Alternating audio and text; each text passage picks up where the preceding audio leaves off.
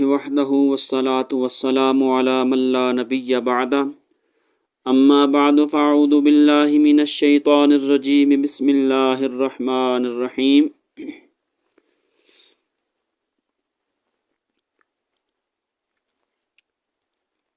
انتہائی واجب التکریم سامعین و ناظرین، اس سے پہلے ہمارا موضوع چل رہا تھا خدا کی ہستی اور اس کے دلائل۔ اب ہمارا دوسرا موضوع شروع ہوتا ہے جس کا پہلا سبق ہے، پہلا درس ہے جس کا آج خدا کی صفات۔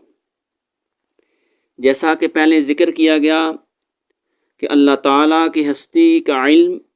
تو انسانوں کے لیے ایک وجدانی، فطری اور بدیہی علم ہے، یعنی صرف اتنی سادی سی حقیقت کہ ہمارا اور اس کائنات کا کوئی پیدا کرنے والا اور چلانے والا ہے، ہر آدمی کے لیے یہ اتنی ہی روشن اور اتنی ہی یقینی ہے جتنی کہ اس کی نظر میں خود اپنی ہستی اور اپنا وجود۔ لیکن آگے یہ بات کہ وہ ہستی کیسی ہے، اس کی صفات کیا ہیں، اگرچہ اس کا جاننا ہمارے لیے ضروری ہے، کیونکہ اس کے بغیر نہ اللہ تعالیٰ کی معرفت حاصل ہو سکتی ہے اور نہ ہم اس کے ساتھ اپنے تعلق کی نوعیت کو جان سکتے ہیں۔ لیکن انسان بطور خود اس کی دریافت سے عاجز ہے۔ الغرض انسان کے لیے جن چیزوں کا جاننا ضروری ہے اور جن کا صحیح علم حاصل کرنے میں وہ اللہ کے پیغمبروں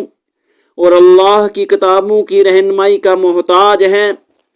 ان میں سے ایک صفات الہی کا مسئلہ بھی ہے۔ نزول قرآن کے وقت اللہ کی ہستی کا عقیدہ تو قریب سب قوموں میں اور سب مذاہب میں موجود تھا، لیکن اس کی صفات کا صحیح تصور کہیں بھی نہیں تھا، اور اس بارے میں دنیا بڑی سخت غلطیوں اور گمراہیوں میں مبتلا تھی۔ اس وقت کے بڑے مذاہب اور ان کی ماننے والی قومیں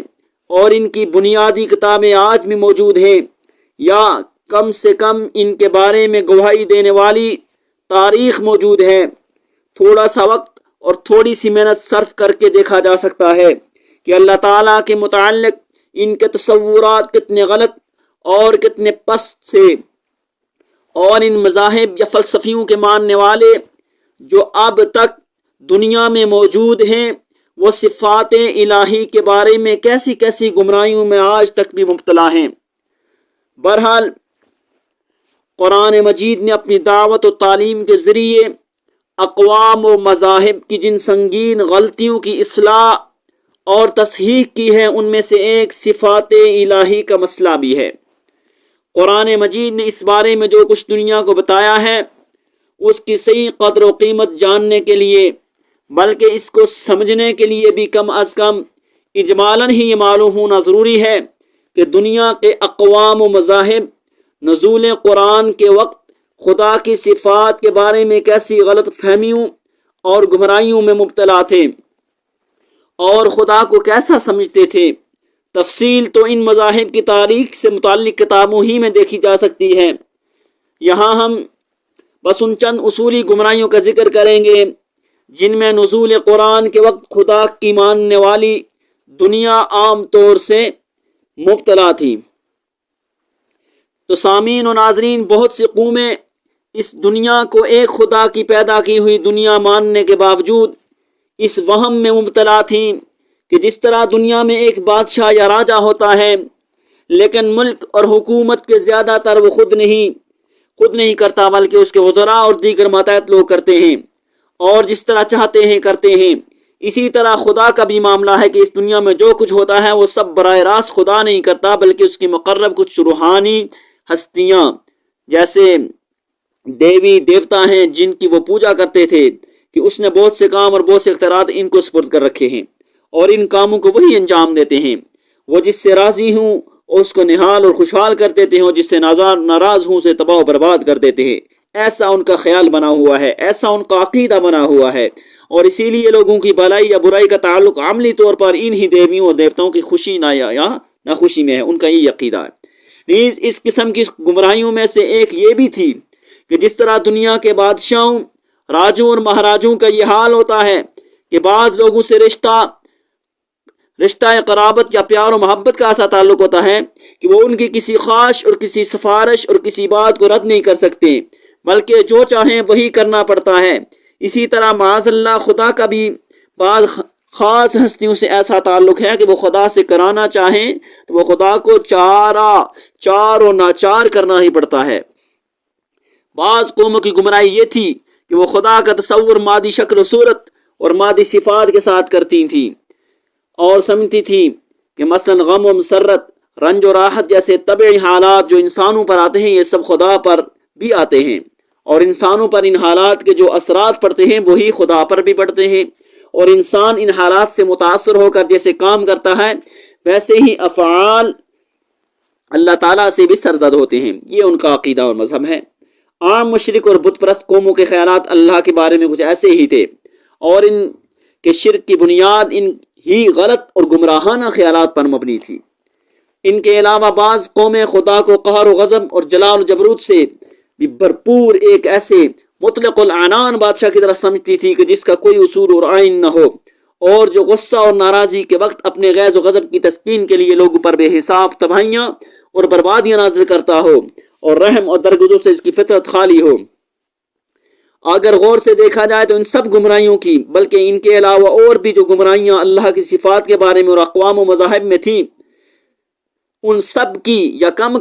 کم از کم ان میں سے اکثر کی اساس و بنیاد صرف یہ ہے کہ دنیا کی نظر میں سب سے بڑی چیز بادشاہی تھی، اور سب سے بڑی ہستیاں بادشاہوں کی تھی۔ اس لیے جو باتیں اور صفتیں بادشاہوں میں ہوتی تھیں انہی کو زیادہ بڑے اور اونچے پیمانے پر خدا میں مان لیا گیا تھا، اور الوہیت کو شاہیت سمجھنے کے اس مغالطے کا نتیجہ یہ تھا کہ خدا کا تصور عام طور سے بس قہر اور غضب اور جلال و جبروت ہی کے ساتھ کیا جاتا تھا، اور اس کو دہشت اور خوف ہی کی طرح سمجھا جاتا تھا،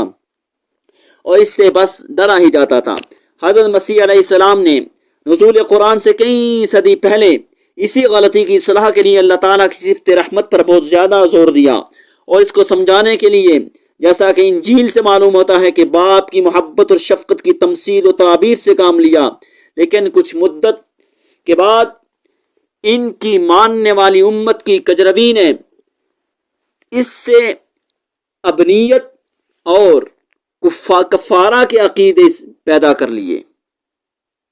بہرحال